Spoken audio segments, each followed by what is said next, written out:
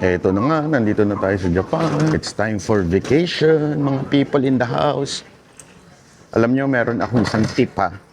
Subukan nyo sumakay ng Japan Airlines. Kasi madaling araw ka darating dito, alas 4 na umaga.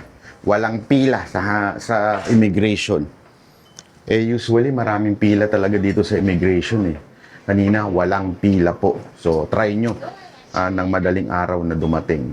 Pati sa customs, wala rin. Pati sa bagahe, wala. Nakalabas ako within 5 minutes from the... Yung Japan Airline pala, malapit lang siya, kasi pag Philippine Airline, ang layo ng paradahan ng aeroplano. Pag Japan Airline, ang lapit lang. So, from the plane, papuntang palabas, wala pang 5 minuto.